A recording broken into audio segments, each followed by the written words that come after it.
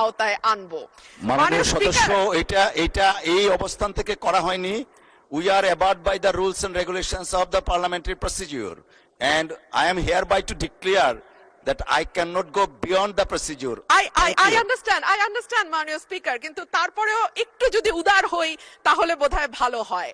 আমাদের মাননীয় স্বরাষ্ট্রমন্ত্রী উনি অত্যন্ত দক্ষ যোগ্য ব্যক্তি, উনি সংবিধান যেমন ভালো জানেন, আমি নিশ্চিত উনি ওনার মন্ত্রণালয়ের ব্যাপারেও অনেক বেশি জানেন। সে কারণেই একেবারে সম্পূরক প্রশ্ন ঠিক ওই মূল প্রশ্নের আঙ্গিকে না হলেও আমি মাননীয় স্বরাষ্ট্রমন্ত্রীর দৃষ্টি আকর্ষণ করে বলছি, বাংলাদেশের মানুষের কপাল এমন যে মরার উপর খাড়ার ঘা সব সময়ই থাকে। দীর্ঘ 15 বছর গুম, বিচার বহির্ভূত হত্যা, হেফাজতে নির্যাতন, নেতাকর্মীদের ধরে নিয়ে গিয়ে পা ভেঙে ফেলা, অসুস্থ করে দেওয়া, এই কালচার ছিল। এরপরে অন্তর্বর্তীকালীন সরকারের সময় মাননীয় স্পিকার আমরা দেখলাম মব কালচার।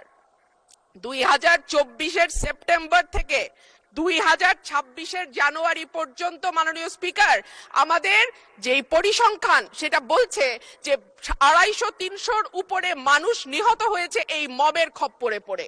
আমার মাননীয় স্বরাষ্ট্রমন্ত্রীর কাছে প্রশ্ন, যেহেতু একটা খারাপ কালচার বাংলাদেশে শুরু হয়েছে এবং আমি নিজেও 21শে ফেব্রুয়ারি সেটার একজন ভুক্তভোগী, সেটা বন্ধ করার ব্যাপারে সরকার কি মেজার নিবে এবং স্বরাষ্ট্রমন্ত্রী এই ব্যাপারে কি কি পদক্ষেপ নেবেন? ধন্যবাদ। ধন্যবাদ মাননীয় সদস্য। মাননীয় মন্ত্রী।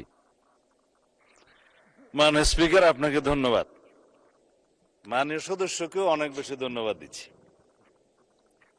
এই মব কালচারের ইস্যুটি একটা ডিফারেন্ট ডিবেট, আলাদা ডিবেট হতে পারত। যত পরিসংখ্যান তিনি দিয়েছেন 24-এর 5ই আগস্টের পর থেকে এই 26-এর জানুয়ারি পর্যন্ত, সে পরিসংখ্যানটা আমার কাছে নাই। তবে আমাদের কাছে অনুমান আছে। আমরা সরকারের দায়িত্ব পেয়েছি, আমি এটা ক্ষমতা বলতে চাই না, আমরা এই রেসপন্সিবিলিটিটা পেয়েছি।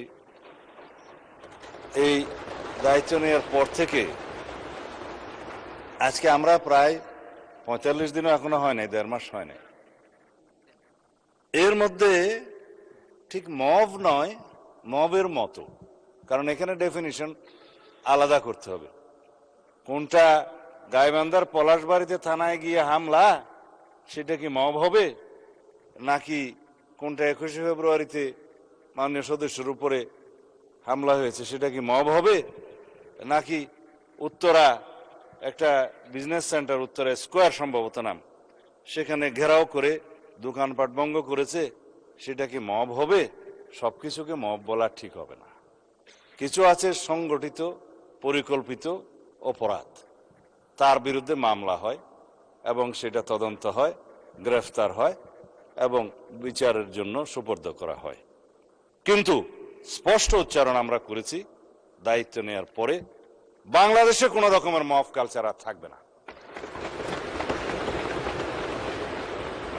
রাস্তাতে যে কোনো দাবি নিয়ে মহাসড়ক সড়ক অবরোধ করে দাবি আদায়ের যে প্রবণতা ইন্টারিম গভর্নমেন্টের সময় দেখা গিয়েছে, ক্ষেত্র বিশেষে সেই গভর্নমেন্টের দুর্বলতার কারণে ইন্সপায়ার্ড হয়েছে, সেটাকে আমরা আর কখনো এলাও করব না।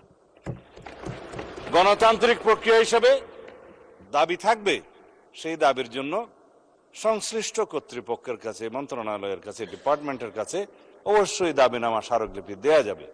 সেজন্য জনমত সৃষ্টির জন্য সেমিনার, সিম্পোজিয়াম আয়োজন করা যাবে এবং প্রয়োজনে সেটা একটা জনসমাবেশের মাধ্যমে প্রকাশ করা যাবে এবং অ্যাসোসিয়েশন রাইট টু স্পিকস, এগুলো আমরা এনশিওর করব, সেটা করা যাবে। It's Democratic culture.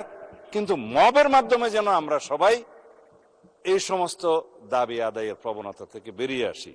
যখন সেটা মব হবে, মবের ডেফিনিশন আলাদা, স্পেসিফিক ক্রাইম হবে, ক্রাইমের ডেফিনিশন আলাদা, কোথাও থানায় গিয়ে আক্রমণ হবে, সেটা আলাদা।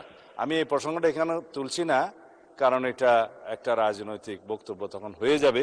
কোনোদিন যদি সেই বিষয়ে কেউ নোটিশ দেয়, সেটা করব, অথবা আমারও ইচ্ছা আছে 2-1 দিন পরে 300 বিধিতে আমি একটা বিবৃতি দেব। ধন্যবাদ মাননীয়।